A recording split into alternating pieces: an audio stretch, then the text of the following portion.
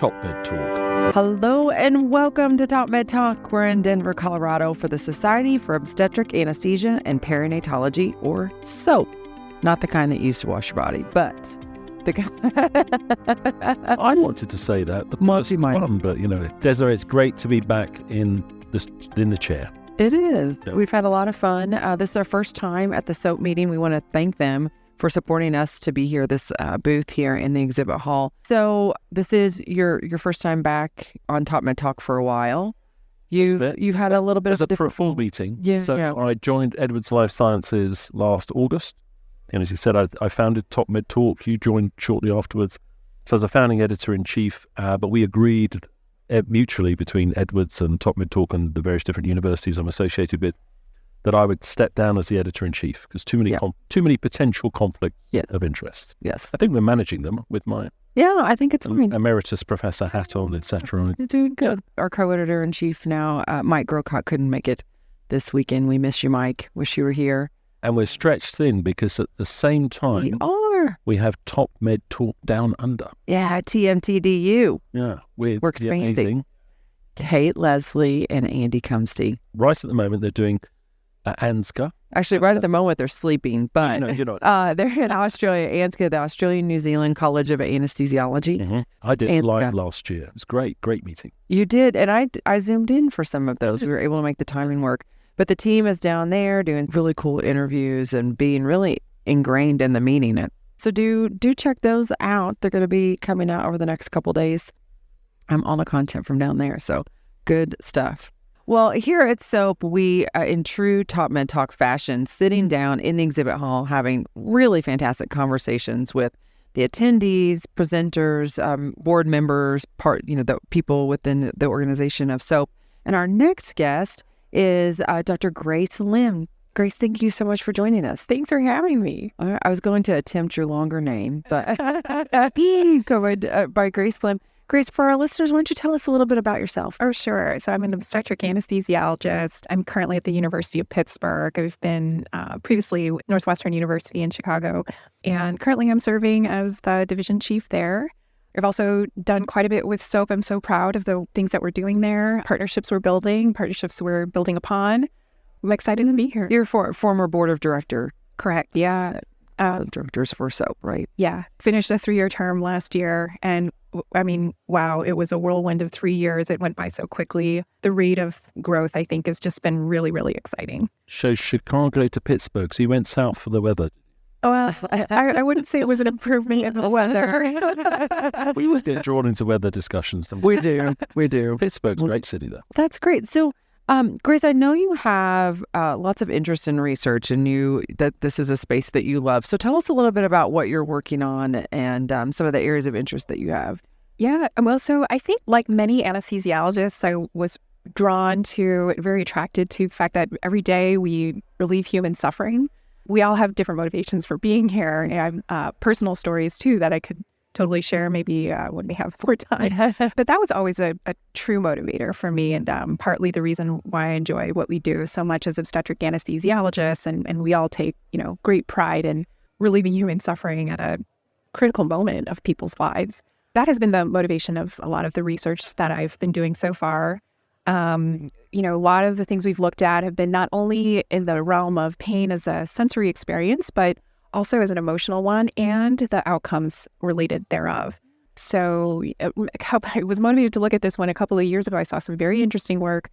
Actually, Jim Eisenach, who was one of the first, I think, to publish something like this. And he always tells me the story about how it was brought on by him and, Ruthie Landau. They were sitting in the Swiss Alps eating cheese one day and as you do, and wondering about, I think they had this question about, wonder if people who have horrible pain, just, if there are mood outcomes that come from that. It certainly seems intuitively true, especially if you're a chronic pain practitioner and you see people who live and who suffer with these conditions over time. It does start to impact not only your functional life and what you can do physically, but because you cannot do those things, it's this vicious cycle of not being able to also feel great about life, which is another aspect of just, overall health. So a lot of the work that I've been doing is focused on relieving human suffering in many different forms.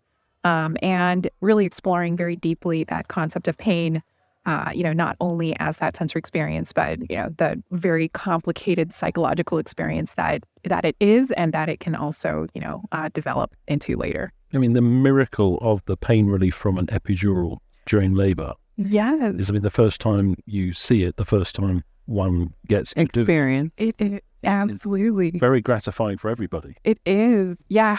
Lost count of the number of times people would say, I'm naming my child after you. Yeah. Once I leave the room. Or the handful of times that a patient will say, I think I might name my child epidural.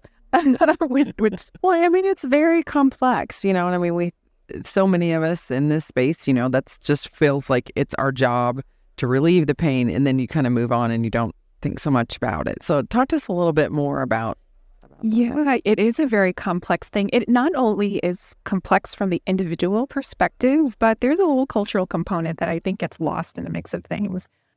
For people who practice OB anesthesia or spend some time in there, you see this all the time. People are, women are coming into labor, and it's not just them and their partner. It's usually them and an entire community of people around them. We work very closely with doulas. There's that social aspect of pain. And so once again... Do you decode that one? doula. Doula is a layperson who is essentially a support person, an advocate for the patient, speaks their language, kind of speaks ours in ideal circumstances, and kind of serves as a great support system. I think when we do work effectively with them, they can be incredible partners. What does it stand for? Is it? Oh, it's just doula. Yeah. It's not a It's a made-up name? Oh, it's not a non-acronym. DOULA. Okay. Yeah. We'll have to look at the origin of that. Yeah. Yeah. So during this meeting, actually, I've been thinking quite a bit about this. We've done some work and have published a bit on these complexities, including the interactions with social structures, perceived social support. And, some of that ties into the various disparities that we see in pain management and the outcomes thereof. I was talking to Susan Burton, who gave a keynote on Thursday about this, because what struck me about her narrative, and actually Monty were alluding to this earlier, but what struck me about her narrative as I was sitting there listening to her was that we have this miracle of an epidural, which I do think brought us light years ahead in terms of acute labor pain management. But when you really take a big picture look at it, over entire human history, we really haven't moved the needle forward on women's pain management at all. Great pun. Yeah. Oh, never. The needle. Right next to a Thank you. epidural device stops the needle moving forward. Well, in some cases, you do need to cut the needle forward. CSE, for example. Thank you. It hasn't changed. It's not big picture. Doesn't seem to have changed that much since the first time I went to labour and delivery as a medical student. Not at all. Well, 40 plus. Yeah, 40. socially, right. Like, especially from the social perspective, that's really what has stood out to me in hearing all the talks this meeting is that, this idea of feeling ignored or the the discrediting of the woman's perception of pain or their experience of it. And, that seems like it could be a very innocent thing at the time, but that can lead to some serious morbidities. And I think we did hear some stories about that during this meeting. So I continue to be fascinated by this topic, and I do think we need lots of really good, talented minds looking at it. I also think that our traditional structural approach to research is only one way we need to be tackling this problem.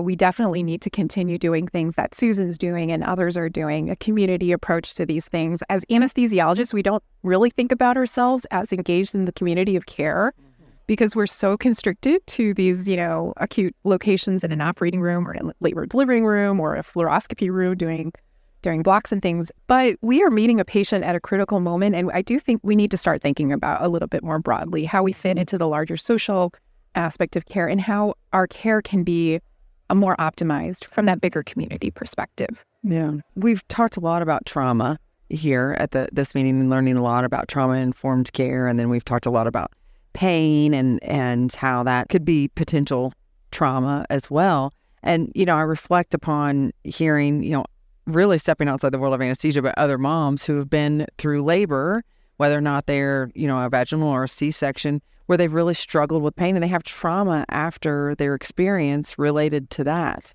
Yeah, we did actually. We're presenting on Sunday some of our mixed methods results on this study because we did a deep dive on women and asked them, did semi-structured interviews and also did some quantitative aspects of these things. And that's the mixed methods.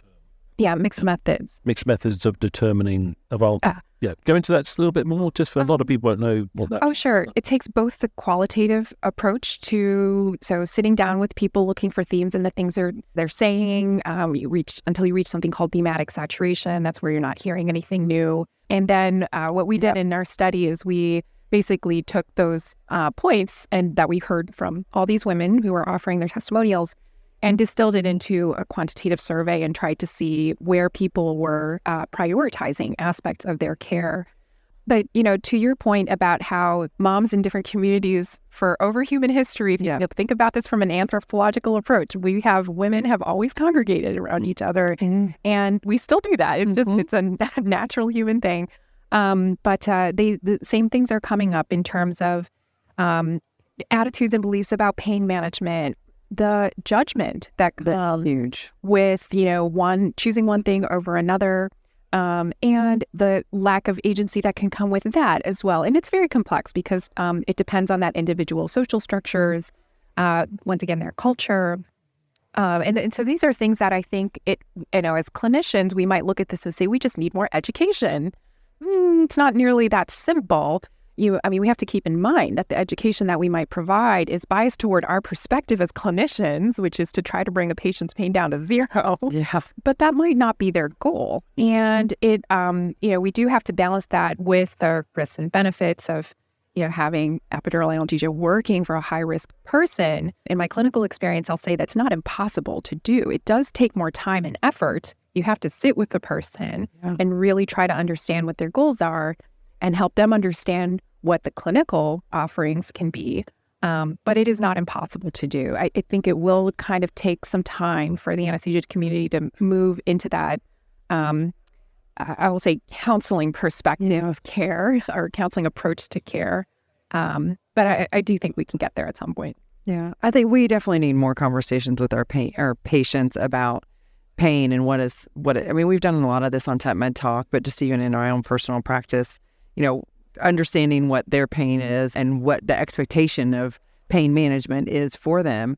One of the things that I find too, and it takes me back to my OB days, is like you said, the pain perception and socioeconomic diversity and disparity and things like that. Like, I feel like there's a little bit of that. Like sometimes, we feel if you're talking to someone who is you perceive to be more educated, you can do a little bit deeper dive, but it's maybe a little bit more difficult to explain what we're trying to achieve. Oh, yeah. And, we also have to recognize where that person is coming from, because if they are from a minoritized group, they may have layers of mistrust we need to work through first before we can get to a productive part of our conversation.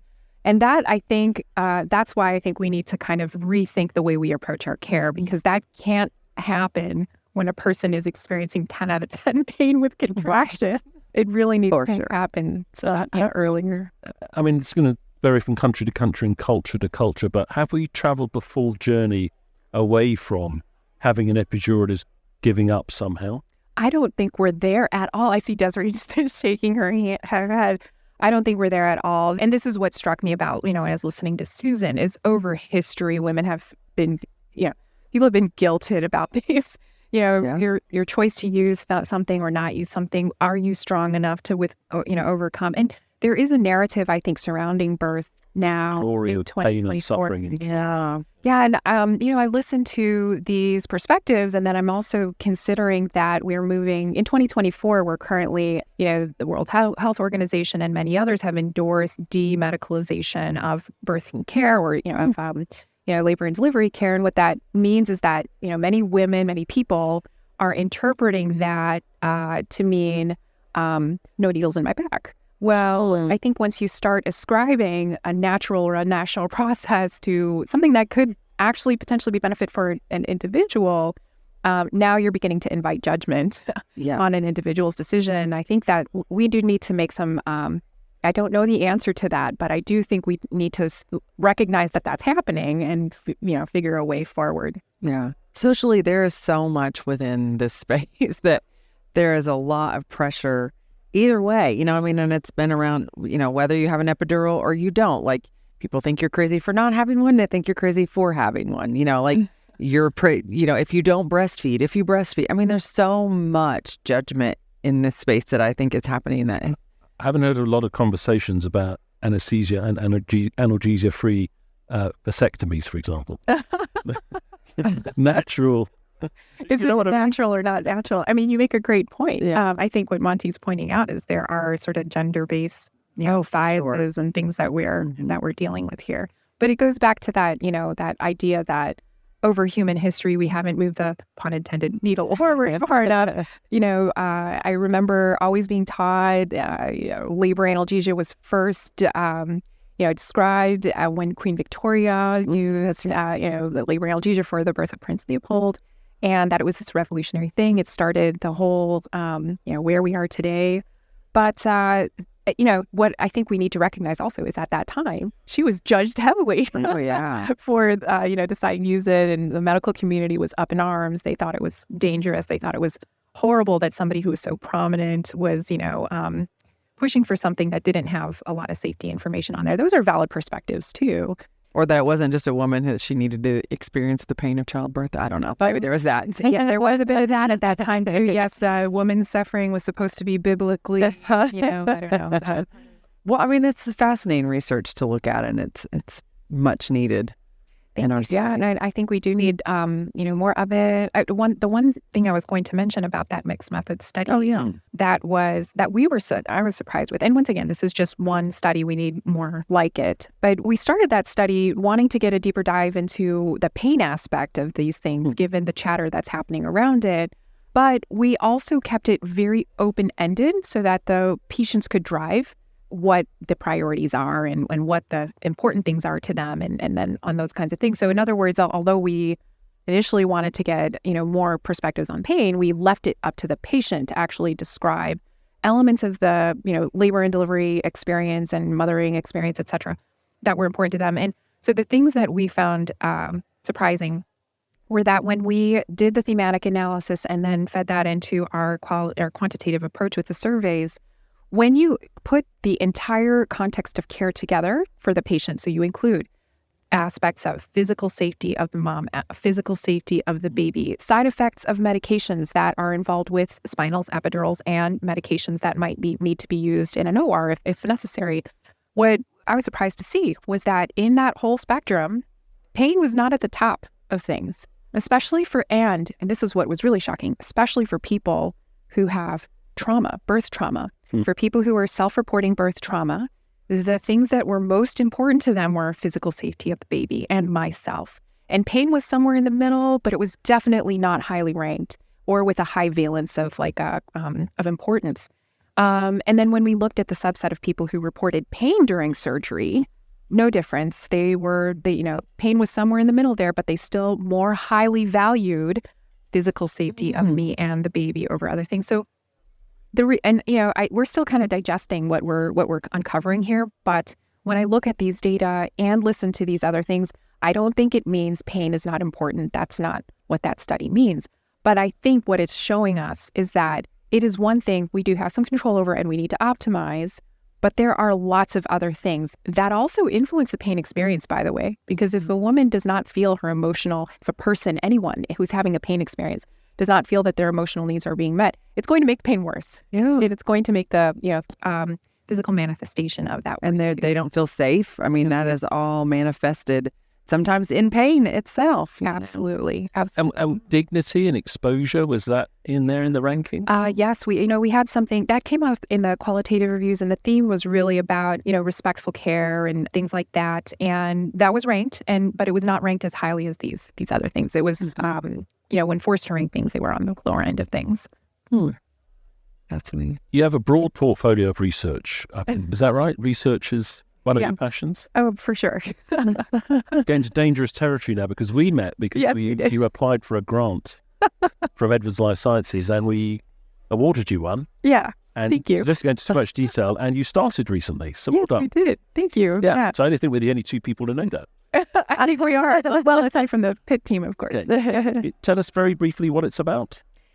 So Edwards has a very interesting thing called HPI on one of their monitors. It's a hypertension predictive index, and it's gotten a lot of attention, I think, especially in the cardiac and non-cardiac surgical realms. We wanted to see if there was any utility to using it in labor and delivery where hypotension after an epidural is the most common complication.